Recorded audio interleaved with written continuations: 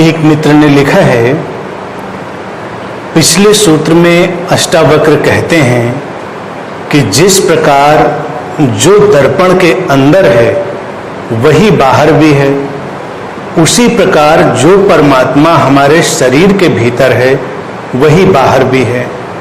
जब हम ठहरते हैं और सारे एहसास धीरे धीरे रुक से जाते हैं, तब हमें अपने होने का भी पता नहीं चलता, तब अंदर बाहर का भी पता नहीं चलता, जैसे कि गहरी नींद में, लेकिन हम तब भी होते हैं, तभी तो कह पाते हैं। अंदर बाहर का भेद केवल शरीर की बाउंड्रीज, शरीर की सीमाओं की वजह से है, अन्यथा सब एक ही है। कृपया कुछ कहें कि बात स्पष्ट हो।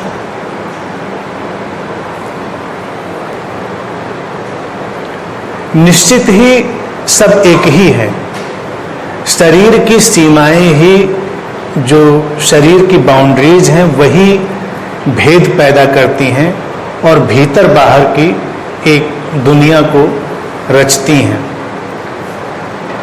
अध्यात्म हमेशा बहुत ही प्रैक्टिकल, बहुत ही प्रायोगिक, व्यावहारिक चीज रही है, लेकिन ना जाने क्यों लोग बहुत ही सामान्य सी प्रैक्टिकल बातों को भूल जाते हैं और तब तमाम तरह की चीजों में उलझ जाते हैं।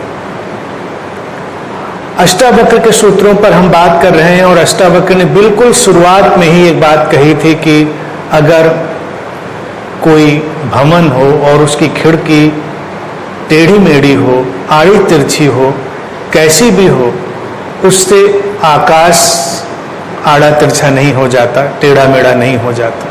खिड़की से झांकेंगे तो आकाश वही है, खिड़की का आकार प्रकार रंग रूप कुछ भी हो। इसी तरह से हमारा शरीर कैसा भी हो, शरीर के भीतर जो चेतना है और जो शरीर के बाहर चेतना है वो एक ही है, लेकिन शरीर की जो सीमाएं पैदा होती हैं, जो शरीर की बाउंड्रीज क्रिएट होती हैं, वो हमको इस प्रैक्टिकल लाइफ में जीने की सहूलियत देती।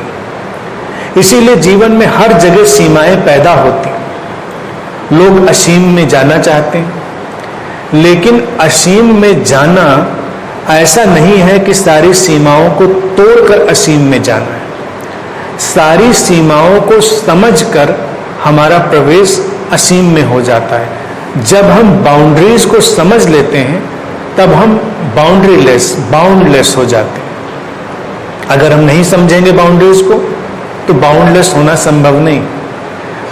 सीमाओं से कोई लड़ाई नहीं है, क्योंकि सीमाएं उपयोगी हैं। अब देखो, हम रहने के लिए घर बनाते हैं, घर भी एक किस्म की सीमा है, बाउंड्री है, लेकिन घर की बाउंड्री के वजह से जो स्पेस है वो तो बदल नहीं जाता। जो स्पेस घर के भीतर है, घर के बाहर है, वो एक ही है। जो मेरे घर में स्पेस है और जो दूसरे के घर में स्पेस है वो एक ही है। तो घरों का भेद कैसा भी हो, छोटा बड़ा हो, किसी भी तरह का हो, लेकिन स्पेस तो एक ही है।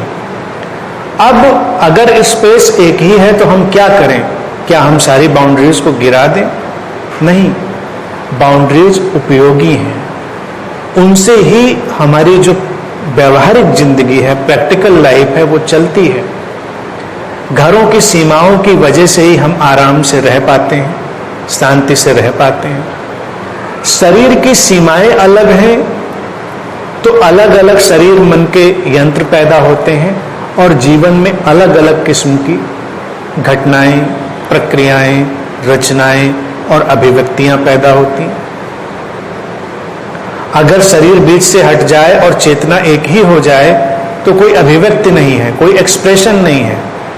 एक्सप्रेशन, अभिव्यक्ति के लिए जरूरी है शरीर मन की एक विशेष सीमा खड़ी हो और उस विशेष सीमा के कारण एक विशेष अभिव्यक्ति पैदा होगी जो कि सुंदर है। भीतर बाहर का भेद इसी अर्थ में कहीं भी नहीं है, वो स्पेस एक ही है। उसी को अष्टावक्र कहते हैं कि परमात्मा भी ऐसा ही है। परमात्मा, वो प्रेजेंस, वो जो सोर्स की पूरी प्रेजेंस है, वो वही है जो हर जगह है। तो हमको प्रैक्टिकल व्यवहारिक जिंदगी का हमेशा ध्यान रखना चाहिए, जहां पर सीमाएं उपयोगी हैं और सीमाओं को हमें तोड़ना बिल्कुल भी नहीं है, उनको जान लेना है, समझ लेना है, उसी से मूवमेंट होगा, उसी से आगे यात्रा होगी। जीवन में हर जगह जहां कहीं मूवमेंट आएगा, जहां कहीं गति आएगी, वहां एक सीमा पैदा हो जाएगी, एक बाउंड्री पैदा हो जाएगी। जैसे कि तुम्हारी कार है, वो भी एक बाउंड्री है, सीमा है, लेकिन कार में बाउंड्री आती है तो तुम मूव करते हो, तुम्हारे लिए एक मूवमेंट पैदा होता है। किसी भी व्हीकल में एक बाउंड्री आती है तो मूवमेंट पैदा हो जाता है। शरीर भी एक व्हीकल ही है, एक यंत्र है। तो इसलिए इसकी सीमा का ध्यान रखें, उसके प्रति जागें, उसका सम्मान करें। और जब हम इतना जान लेंगे तो ये निश्चित जान लेंगे कि वो अंदर और बाहर एक ही तरह से, एक ही फ्लो में फैला हुआ है।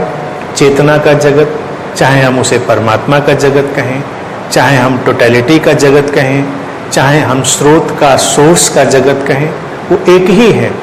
लेकिन अलग अलग शरीर मन से टकराते ही, उस सीमा के पैदा ही होते ही उसमें एक यूनिकनेस, एक अनूठापन आ जाता है। और यही जीवन की खूबसूरती है।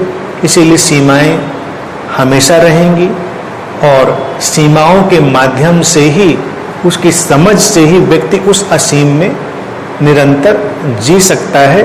और जी ही रहा है, बस उसको देख लेना है।